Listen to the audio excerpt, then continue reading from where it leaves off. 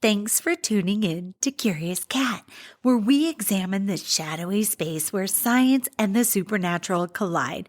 I'm your host, Jennifer Holtz. Join me every week as I explore what it means to be a soul in a meat suit. Welcome to Curious Cat.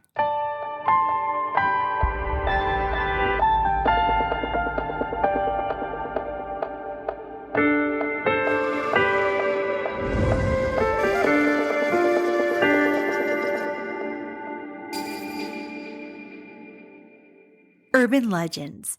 Which one comes to mind when I say that first? Rumors about drug deals happening in areas where running shoes hang from the power lines. Or maybe it's Slenderman, the urban legend that led young girls to attempt to kill their friend. They are stories. They connect us. In fact, often it's the cousin of a friend's friend that we swear knows the legend to be the truth. When did urban legends get their start? How do they spread like wildfire? Which ones are most prevalent in your corner of the planet? I'll dive into all that and explore one specific cemetery that's been impacted in a negative way from persistent urban legends. Let's get into it. What is an urban legend, and how is it different than a superstition? Well, my gut tells me there is a story around the warning or the myth, a story that's what makes it an urban legend. But here's Wikipedia's definition. An urban legend is a genre of folklore comprising claims or stories circulated as true, especially as having happened to a friend of a friend or a family member, often with horrifying, humorous, or cautionary elements. So, how do urban legends spread? Britannica.com explains, quote, similar to older traditional folk tales and legends, urban legends spread through word of mouth, but are increasingly shared through print, digital, and social media. They occur in cultures worldwide, featuring common plots and themes with minor differences reflecting local knowledge and lore. LiveScience.com goes further. From their article, linked in the show notes, of course, quote, by looking at what's implied in a story, we get an insight into the fears of a group in society. The source told Live Science, urban legends need to make cultural sense, the source said, noting that some stick around for decades while others fizzle out depending on their relevance to the modern social order. It's a lack of information coupled with these fears that tends to give rise to new legends, Coven says. When demand exceeds supply, people will fill in the gaps with their own information. They'll just make it up. The abundance of conspiracy theories and legends surrounding 9/11, the war in Iraq, and Hurricane Katrina seems to point to distrust in the government among some groups, he said. Urban legends aren't all serious life lessons and conspiracy theories, experts say, with the scariest, most plausible ones often framed as funny stories. Those stories, they can spread like wildfire in today's internet world, but they've been part of human culture as long as there has been culture. And Brunvald argues that legends should be around as long as there are curiosities in life. Quote, it might seem unlikely that legends, urban legends at that, would continue to be created in an age of widespread literacy, rapid mass communications, and restless travel, he wrote in The Vanishing Hitchhiker, printed many years before widespread use of the internet was common. Quote, a moment's reflection, however, reminds me of the many weird, fascinating, but unverified rumors that often come to our ears, killers and madmen on the loose, shocking or funny personal experiences, unsafe manufactured products, and many other unexplained mysteries of daily life. And from Canvas.com, quote, urban legends are interesting because they represent modern day fairy tales. They're stories that people tell each other, says Stubbersfield.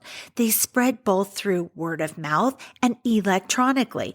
They have always been at the forefront of technology. In the 90s, they were spread by fax machine, and more recently, online and especially on social media. In their research, Stubbersfield and his colleagues found that the more emotive a piece of content is, the more memorable it would be. The fact that more emotive legends affected memory most might be because they resulted in higher levels of arousal, he says. There's a large body of research that shows that higher levels of arousal lead to better recall. The article goes on, quote, and it's not just how they remember it. People believe that emotive content will get them more shares. I conducted another study that used news articles and focused on transformation rather than recall, says Stubbersfield. We found that people predominantly tried to make them funny, and in some cases they exaggerated parts of the story. It suggests that people think that emotive content is going to be more successful, land more successfully, right? Even if they believe a story to be false, people may spread urban legends due to a desire to share engaging content. In fact, a fifth of people will cook up stories on social media to make their statuses more interesting, and considering that 86% of people in the US don't fact-check the news they find on platforms like Twitter and Facebook, it's easy for fake stories to proliferate. From rumors around McDonald's chicken nuggets containing beak parts to Procter & Gamble's former logo supposedly exposing its ties to the Church of Satan, brands aren't safe from the allure of urban legends. So it's important to understand how they spread and how they can be addressed. McDonald's released a number of ads as part of its Good to Know campaign to dispel brand myths, highlighting its use of British potatoes and reiterating that its nuggets are 100% chicken breast. The humorous content made people more likely to spread the word while tackling any troubling urban legends about the brand. How did urban legends get started? I know they've been around a while, a long time, because I'm a child of the 70s and 80s, and we had some urban legends way back then. Of course, we didn't call them that, but one in particular that we all seemed to fall for was the soda tabs for chemotherapy hours thing. I'll explain. We all broke off the tops of our soda cans, those little aluminum tabs. Then we gave them to a kid that was collecting them. It seemed like every grade had a kid that was collecting these tabs. We were told and wholeheartedly believed that each tab represented an hour of chemotherapy treatment for a child with cancer. This urban legend spanned years, and looking back, I wonder where those sweet collectors mailed those tabs. The origins of some infamous urban legends tell the tale of the game of community telephone that grows a rumor into a God's honest truth. Here are a couple I handpicked from Mental Floss's article, which I've linked to in the show notes.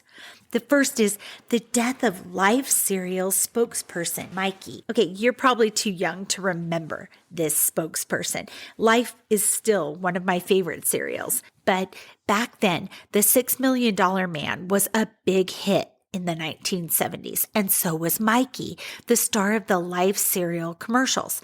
At some point, word spread that Mikey had succumbed to a dangerous combination of soda and the effervescent candy Pop Rocks. The rumor grew so widespread that in 1979, the mother of the child actor, John Gilchrist, who played Mikey, got a condolence call from a stranger. The story likely stemmed from schoolyard discussions about Pop Rocks, which were fizzy carbonated candy, and how eating them seemed dangerous. It wasn't, but the story was so widely believed that it seriously damaged sales of the candy. General Foods, which owned Pop Rocks, even begged John Gilchrist's parents to let him film a commercial letting people know he was still alive, but they refused. The grisly story continued for years, and all the negative publicity forced General Foods to discontinue Pop Rocks soon after. They have made a comeback, however, in case you'd like to test this theory out for yourself. Another rumor, rice killing birds. For some reason, people just can't get enough of urban legends about food causing living creatures to explode. For years, couples planning their wedding have been warned about not throwing rice at the ceremony because birds will be tempted to eat it, causing them to blow up. That can't actually happen. Rice, whether it's cooked or uncooked, poses no threat to birds, but Connecticut state legislature May Schmidl tried to introduce a bill in 1985 that would ban rice throwing. She called the bill, quote, an act prohibiting the use of uncooked rice at nuptial affairs, unquote, and insisted birds can't digest uncooked rice. Schmidl said ministers had told her they found dead birds after weddings, victimized by innocent rice celebrations. The myth was repeated in Ann Lander's advice column in the newspapers.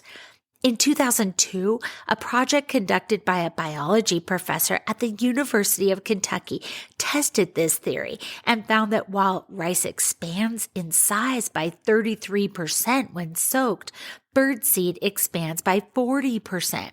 So since your bird feeder isn't surrounded by detonated birds, rice is probably fine. The professor even fed rice to birds and noted no adverse effects. The next rumor is called polybius. For years, gamers have traded stories about a strange arcade game titled Polybius. The all-black machine was said to be a CIA operation meant to study players or even induce strange physical effects, sort of like MK Ultra, the infamous mind control experiment, only this time with pixels. Polybius never existed that we know of, but elements of the story are true. In 1981, Portland, a video game player at an arcade contest, drank too much soda and got sick during a 28-hour marathon gaming session. A few days later, news reports appeared saying federal authorities had raided Portland arcades to seize cabinets that had been declared gambling devices.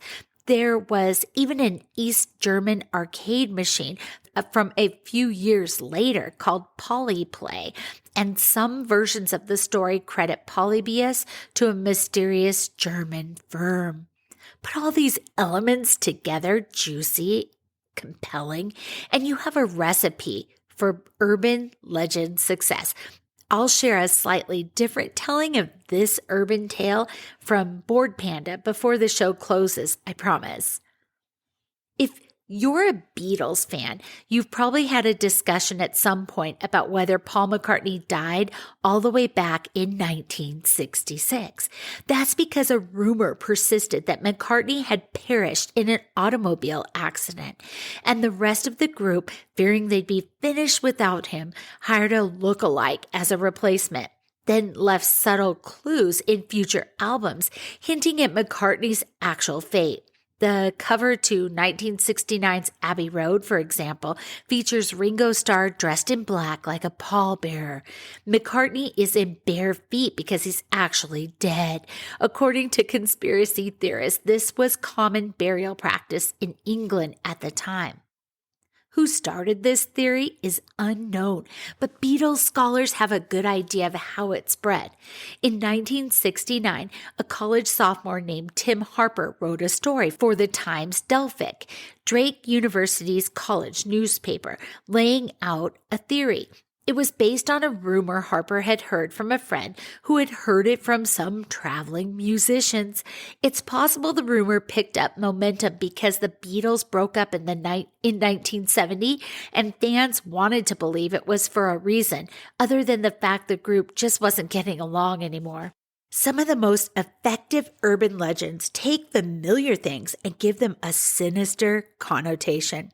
And while you may not have warm feelings about sewers, it is disturbing to think alligators might be lurking in them. This scene stems in large part from writer Robert Daly's 1959 book called World Beneath the City. In it, Daly describes an eyewitness account from Teddy May, who was New York City's superintendent of sewers.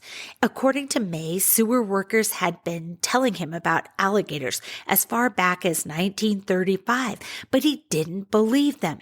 Eventually, May went down to see for himself and spotted several alligators, averaging 2 feet in length. They appeared to be quite content, according to May. It was later said that he was prone to tall tales, so it's a bit hard to separate gator fact from fiction, though there are reliable accounts of the occasional alligator in the sewer, according to the New York Times. New York's Animal Care and Control rescues 2 to 4 alligators, crocodiles, or caimans a year, but they're usually above ground. The bacterial load of your average sewer system makes it pretty inhospitable to alligator life. Beware though, some animals like rats have been known to crawl through plumbing and into residential toilets. Oh my God, that's terrifying. Ever hear the one about the haunted house that left a real corpse on display? You're probably not going to find a dead body at your local haunt, but if you were a crew member on The $6 Million Man in 1976, you would have realized this was no myth. A man working on the show was setting up a sequence at a fun house at the New Pike amusement park when he tried to adjust what he thought was a fake corpse. As the LA Times put it, quote, "A technician moved it and an arm fell off." It was the arm and the body of Elmer McCurdy, an outlaw who was shot by authorities after a train robbery in 1911 and then embalmed in Pawhuska, Oklahoma. Elmer's body was then taken on tour. At the time, it was common for people to want to see the corpses of famous criminals for some reason. Eventually, McCurdy got mixed up with some wax dummies and wound up in Long Beach, California, where he had become a macabre prop. He was given a proper burial in Oklahoma in 1977. I'm not sure I can read this next one without giggling, but here I go. Fred Rogers was a sniper.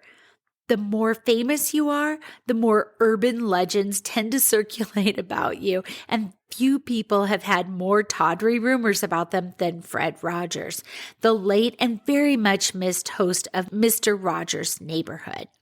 In the most persistent urban legend about Mr. Rogers, it's said that he was a Navy SEAL or possibly a military sniper with confirmed kills. The reason he favored long-sleeve sweaters, well, that was supposedly to cover up his numerous tattoos. In fact, Fred Rogers was a sharpshooting Marine, but it was a different Fred Rogers. According to the screenwriters behind the recent Fred Rogers biopic, that Rogers used FredRogers.com for his security business for a brief period of time.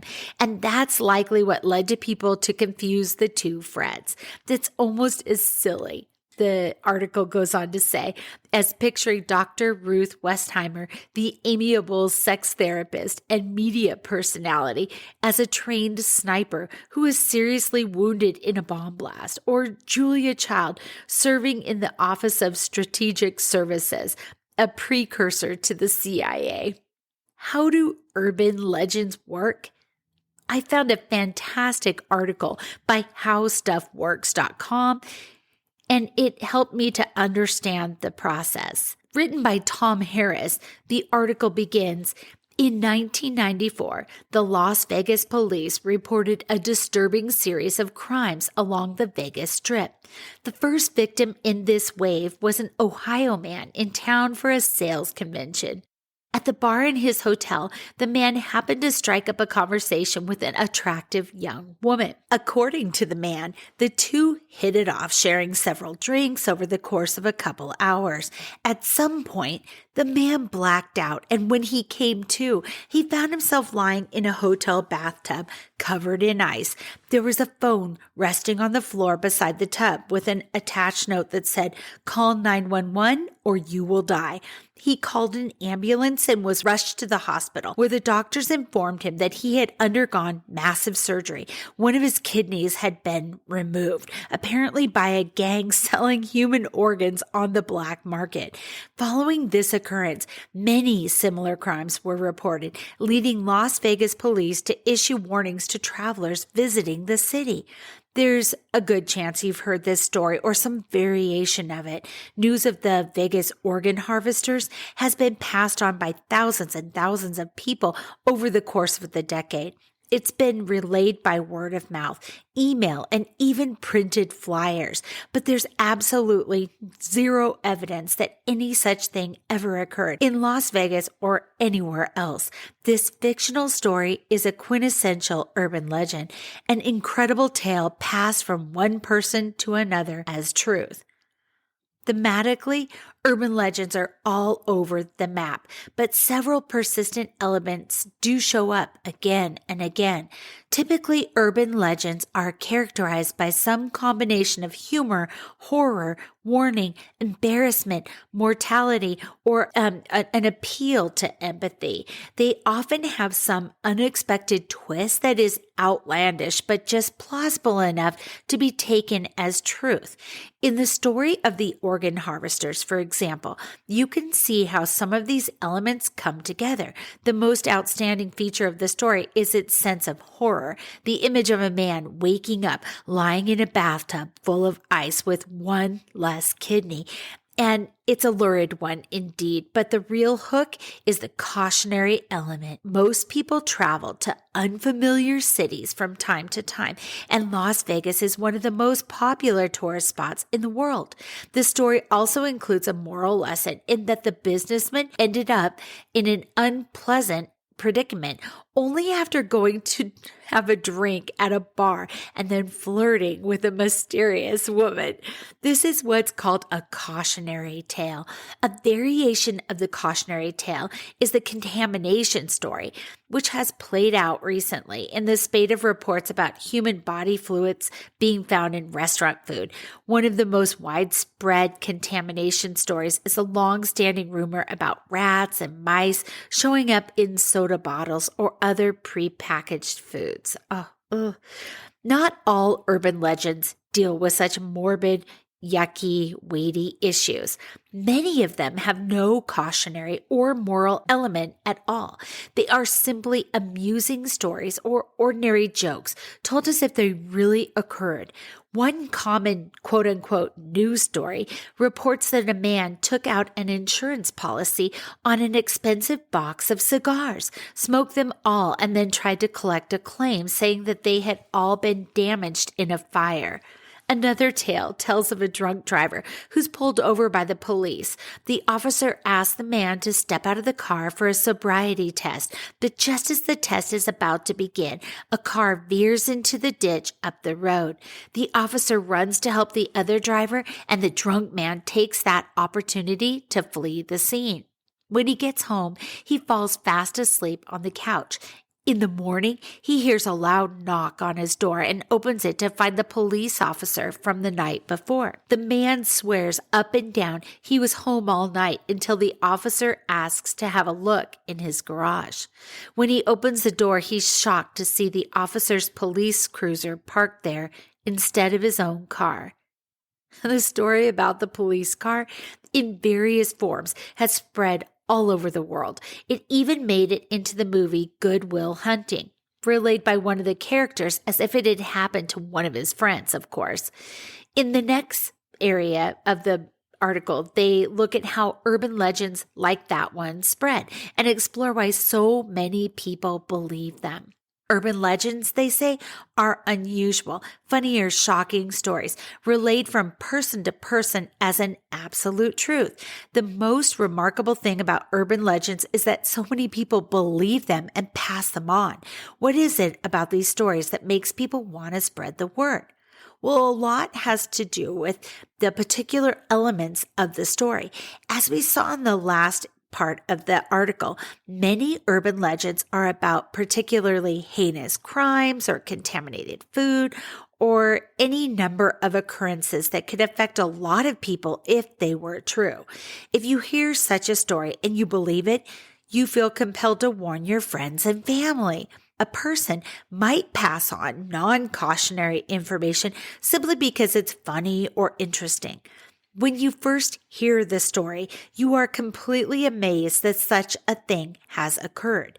When told correctly, a good urban legend will have you on the edge of your seat. It's human nature to want to spread this feeling to others and be the one who's got everyone waiting on bated breath. Even if you hear it as a made-up joke, you might be tempted to personalize the tale by claiming it happened to a friend. Basically, people love to tell a good story.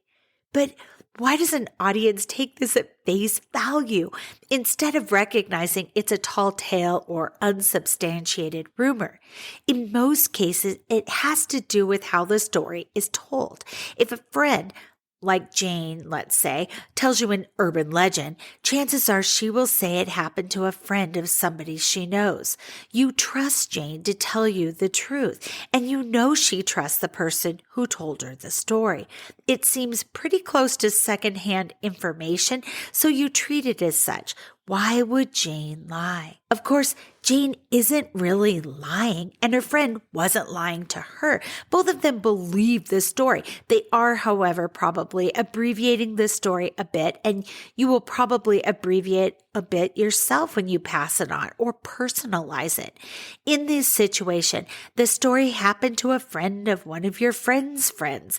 To simplify things, you'll just say it happened to a friend of Jane's or even Jane herself, and you can see it's like a game of telephone. What are the sources of urban legends? The original source of an urban legend can be any number of things. In the case of the LSD-coated temporary tattoos, if you've heard of that one, the story most likely came from a misinterpretation of an actual occurrence. While there is little evidence of LSD stickers being distributed to kids, it is common practice for drug dealers to sell acid on small pieces of blotter paper, which dealers often stamp with a trademark cartoon character. It's a good bet that somebody read about these acid tabs or saw a picture of one and thought they were temporary tattoos aimed at kids. It's not clear who originally started that Las Vegas organ thief story. Most likely it was just somebody pulling one over on a friend. But we do know something about how the legend really took off. A writer for the show Law and Order heard the story somewhere and worked it into an early episode. This show is well known for its ripped from the headline stories, so many viewers may have gotten the impression that the episode depicted a real event. Popular culture and urban legends are often closely related. Old legends end up as plot points in movies, and fictional elements from movies are circulated as real-life tales. In the latter case, somebody might start the legend because it's more exciting to say that an event really happened than that happened in a movie. Or maybe the person simply forgot where he or she actually heard the story. I'm guilty of that. Many people believe an urban legend must be true because it's reported by a newspaper or other authoritative sources. The persistence of Halloween stories like razors and apples, needles and candy is an example of this. There are no documented cases of contamination of Halloween candy, but the media and police issue warnings year after year. Journalists, police officers, and other authorities do get things wrong from time to time, and most of them openly admit this. There's no infallible source of information. Just about anybody can be duped into believing an urban legend because very few people distrust everything and everybody. Most of us don't investigate every single piece of information we hear for efficiency's sake. We accept a lot of information as truth without looking into it ourselves. Psychologically, we need to trust people just for our own sense of comfort. And if you trust somebody, you'll believe almost anything that person tells you. In many cases, this trust runs so deep that a person will insist that an urban legend actually occurred, even when confronted with evidence to the contrary. Another reason such stories get passed on is because the details make them seem real. You may have heard stories of children being kidnapped from a specific location of a local department store, or you may have heard about various gang initiations that occurred in a specific part of your town. Since you're familiar with the setting, you know it's a real place. The story sounds real. This level of specificity also plays into your own fears and anxieties about what could happen to you in the places you visit regularly. Urban legends are spread in cultures all over the world. In these diverse regions, the familiar elements of horror, humor, and caution show up again and again, though the specific themes vary. The methods for passing urban legends on have evolved, no surprise, over time. In the past decade, there's been a huge surge of urban legends on the internet. The most common venue is forwarded email. This storytelling method is a unique one because usually the story is not reinterpreted by each person who passes it on. A person simply clicks the forward icon and they type it to a friend's address. So you never know the original author, but they're all speaking directly to you. So forwarded email legends are often the work of one or more prankster, not the product of many different storytellers. For these authors, the thrill is seeing how far their legend will spread. As with word of mouth legends, there are all sorts of email hoaxes. Cautionary legends are very common in email forwards, often focusing on made-up computer viruses or internet scams. Even a skeptical person might forward this sort of message just in case it's true. A similar sort of email legend is the charity or petition appeal, which outlines a good cause or a horrible miscarriage of justice and then instructs you to add your name to a petition and send it on to everyone you know. So additionally, if a message begins with, "This is not a hoax or urban legend," it probably is. One of the most famous email legends, the Neiman Marcus cookie recipe, combines a great story with an appeal to fight injustice. The email is a personal account of a mother and her daughter eating at a Neiman Marcus store. After their meal, they order a couple of Neiman Marcus chocolate cookies, which they enjoy immensely. The mother asks the waitress for the recipe and is told that she can buy it for $2.50. Later, when she sees the Neiman Marcus charge on her credit card, she realizes that she's been charged $250 rather than $2.50. The customer service representative refuses to refund her money because the company's recipe is so valuable that it cannot be distributed cheaply. In order to exact revenge on the company, the mother claims in the email she has decided to distribute the recipe freely over the internet, and she encourages people to send it to everyone they know. The recipe in the message does make delicious cookies, but they are not the sort sold at Neiman Marcus, and there is no $250 recipe from Neiman Marcus. In fact, when the message was first circulated, Neiman Marcus didn't even make such a chocolate chip cookie.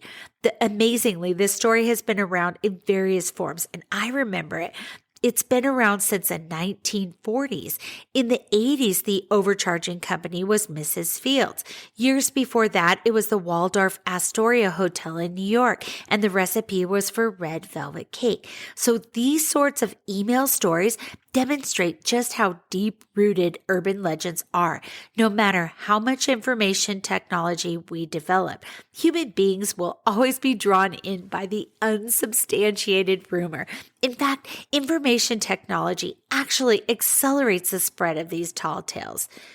And I guess the urban legend is a part of our human makeup now. Let's take a super quick break, and then I'd love to share a couple whoppers with you that I found in The Guardian, where a children's author, he got curious as to the actual origins of some infamous urban legends. Hello, my soul-seeking friends. It's Shanna, the host of Sense of Soul podcast. Enlightening conversations with like-minded souls from around the world, sharing their journey of finding their light within, turning pain into purpose, and awakening to their true sense of soul. Now go grab your coffee, open your mind, heart, and soul. It's time to awaken. Welcome to The Reluctant Medium, where we cover the gamut of out there conversations. With an open mind and a curious heart, we want to talk about it all. From psychic phenomena to beings from other star systems, from energy medicine to out-of-body experiences, and much more. You'll find a great balance between grounded science-backed topics and others that science hasn't quite caught up to yet. From the explainable to the miraculous, we want to know about it. I'm your host, Dr. Maria Rothenberger, a psychotherapist by trade and a reluctant spirit baby communicator. And hey, even though I'm a medium, I'm not buying everything folks are selling. I just have a voracious appetite to know more about what I call the world of the weird. And maybe I'll try a few things on for size. Join us on your favorite podcast platform or watch on YouTube at The Reluctant Medium. We'll see you there.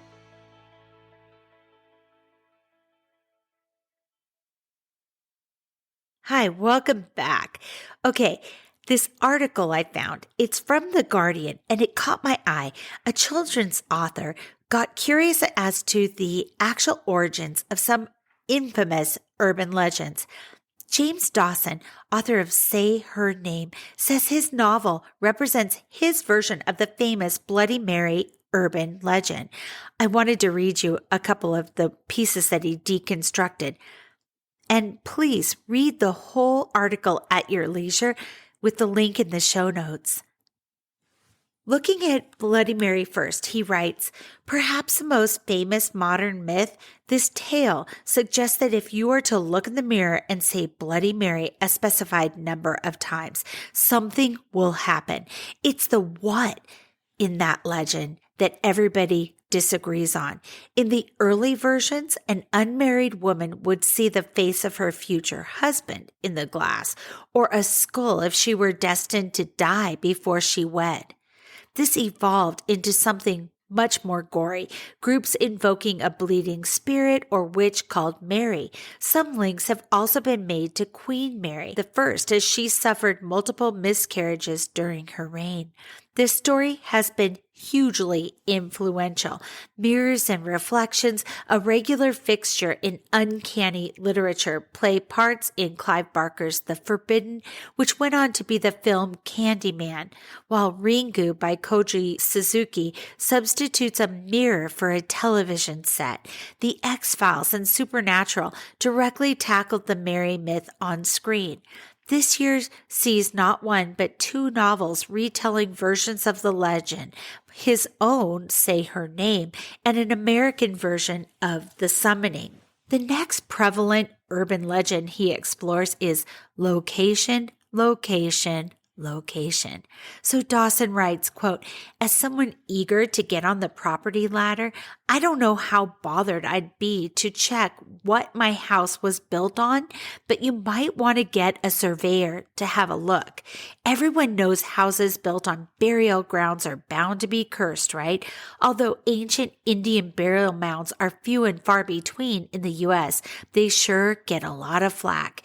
From Stephen King's The Shining and Pet Sematary to Hollywood classic Poltergeist and even Buffy the Vampire Slayer, the message is very clear. Don't just look at a home before you buy it. Look under it.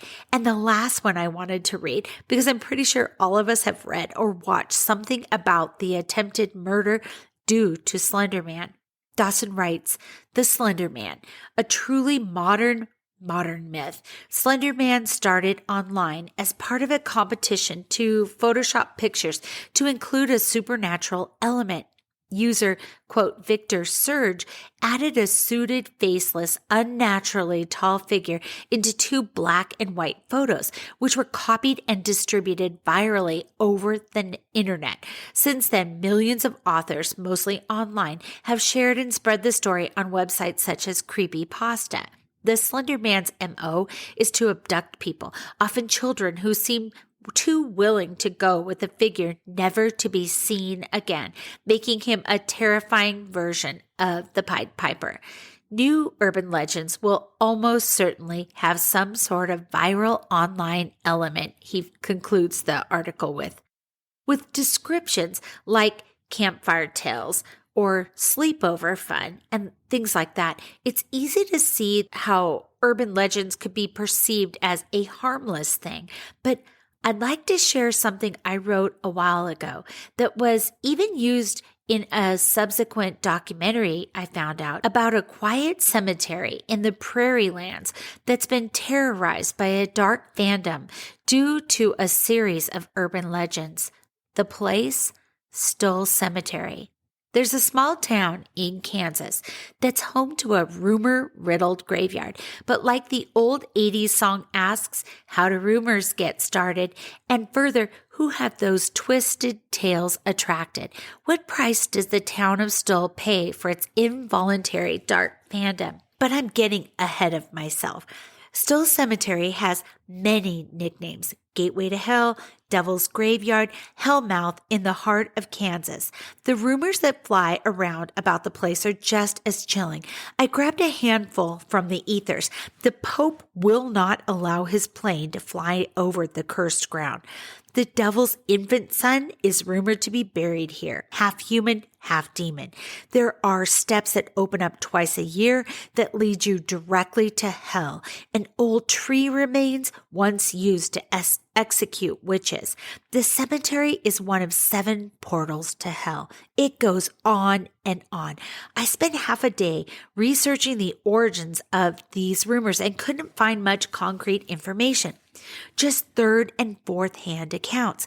The most consistent story was that back in the 70s, a university professor invented a story about Stull Cemetery to demonstrate the power and pervasiveness of urban legends. He concocted a rumor that Stull Cemetery was one of 7 portals to hell and detailed that the portal opened up 2 times a year, midnight on Halloween and at the spring equinox. The story spread like wildfire, and soon the fiction was recounted in blogs on YouTube and in whispered conversations all over Kansas. The urban legend took on a life of its own, and pretty soon people forgot that the rumors were a work of fiction. But that's how urban legends work. Eventually, everyone has a second cousin that's had an encounter with a demon at Stull Cemetery. The curious visited Stull Cemetery. Some performed dark rituals and others knocked down headstones.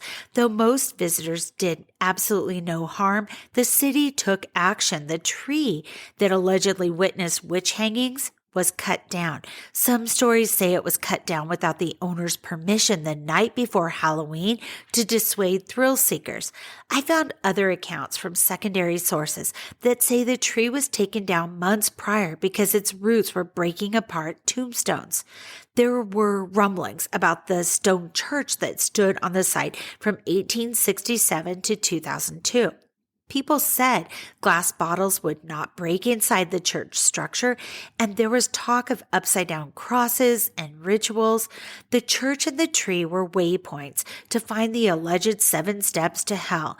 Is that why both were eventually removed? The church had been roofless for decades, slowly succumbing to nature, but the fandom felt the church's destruction was more nefarious. Google it, you'll see what I mean. Supernatural creator Eric Kripke grew up in Lawrence, Kansas, only a few miles away from Stull. He teethed on those urban legends, and his wildly popular television show centers around 2 monster-hunting brothers from Kansas. Kripke set a dramatic season finale at Stull Cemetery. That episode was about a battle between Archangel Michael and Satan. The episode called a whole new fandom through the gates of Stull Cemetery. Pop star Ariana Grande visited Stull Cemetery in 2013. She spoke of it in an interview with the Kansas City Star. You can read the full interview online. On that day in November, she sensed a negative energy inside the cemetery. As she drove through the property, her car filled with a putrid sulfur odor. As she was leaving, Grande rolled down her window and said, "We apologize. We didn't mean to disrupt your peace." Then she snapped a picture with her phone. She says she captured 3 demonic figures. She said that she tried and failed to text the image to her manager and received a message that the file was too big, 666 megabytes.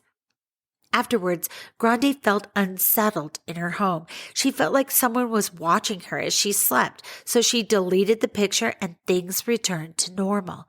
All this fame, it comes at a price. The cemetery is closed to everyone but mourners now and those that receive permission. The town holds its collective breath every evening and braces itself on Halloween. Enhanced police patrols help, but the fandom still comes uninvited. It's a shame. The reason I write this blog is to inspire people to visit cemeteries. Its primary source, history. Tombstones are book covers and the graves hold the stories. Someone lived and struggled and tried and achieved and failed and inevitably died. I'm not one for turning people away from cemeteries, but when the stories are no longer tethered to the truth, what is the point? Those lies metastasize like a fast-growing tumor. And then what? I guess then it's best to keep people out. I'm not sure. Maybe barring people makes the rumors grow bigger and faster. It's complicated, isn't it? What are your thoughts? Shoot me a DM on socials. How can we tell that something's an urban legend?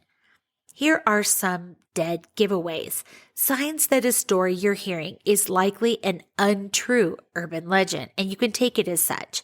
It happened to a friend of a friend, not to the storyteller. 2, there are many variations. 3, the general topic is one that's often on the news, or what people gossip most about: death, sex, crime, contamination, technology, ethnic stereotypes, celebrities, horror, or beating the system.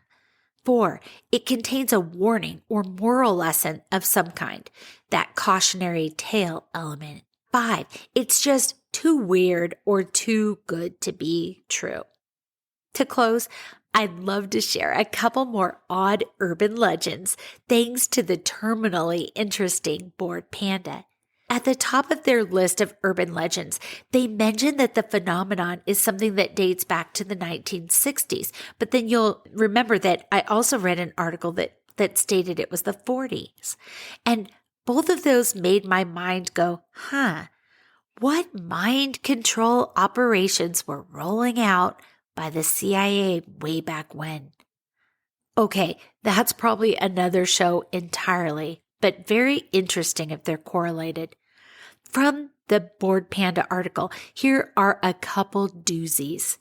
The Licked Hand, a scary urban legend popular among teenagers. The story narrates how a killer secretly spends the night under a girl's bed, licking her hand when offered, which the girl thinks is her dog.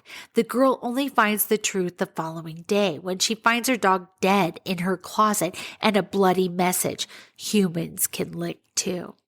This one is called The Call is Coming from Inside the House. A young woman working as babysitter receives a creepy call from a mysterious person asking, "Have you checked the kids?" She then calls the police, only to find out the call came from inside the house. A version of the story ends up with the children getting murdered. This famous urban legend became a popular horror scenario. There's the kidney heist, which we covered at the top, where a man is seduced by a beautiful woman, spends the night with her, and then the next day he's missing a kidney and he's told he better call 911. What about the 100-step cemetery? This modern legend claims that if someone enters a cemetery at midnight, they must climb the steps and count to 100. At this point, an undertaker's spirit will appear and show the person a vision of their death. On the way back down, the visitor must count the steps again. If the number of steps is the same, the vision is false. People who tried to trick the ghost by avoiding the steps altogether have reported being shoved to the ground by a mysterious force. Okay, and I need to add, the whole like 10 steps to hell, 50 steps to hell. Like every local area has a cemetery that alleges to have steps down to hell, right? I know Washington State does in Maltby's cemetery, but I've read it on other internet searches from all other states that I can think of. Okay, and finally, as I promised, here's the slightly different version of Polybius. So, holy smokes. First, I just have to go ahead and say, whenever I read this one, I can't believe I haven't gone from arcade to arcade on a trip to Portland in search of this alleged video game. So here's Bored Panda's take on the legend. Polybius, urban myth emerged when arcade games were still going strong. Polybius was allegedly an arcade game that caused psychoactive and addictive effects as part of an experiment conducted by the government in Portland, Oregon. Men would appear out of nowhere to collect data from the machine before vanishing, like the Men in Black, right? They've added that to theirs. I thought that was so interesting. I know I missed a ton of urban legends, but I thought it would be a really fun way to kind of kick off the holiday season in a weird way, right? That's me. I'm so weird. I'm wishing you and yours the most wonderful, warm, cozy, loving holiday season. And I might have another episode that drops next week, but if not, I promise you juicy content that is very centered on health, wellness, and love in 2024. Thank you for listening to Curious Cat. Did you hear the good news? Curious Cat is number 20 on the top 100 list of best supernatural podcasts on Good Pods. Hooray! Be sure to subscribe on your favorite listening app. And if you love the content, recommend us to a friend. Until next time, stay curious. I love you.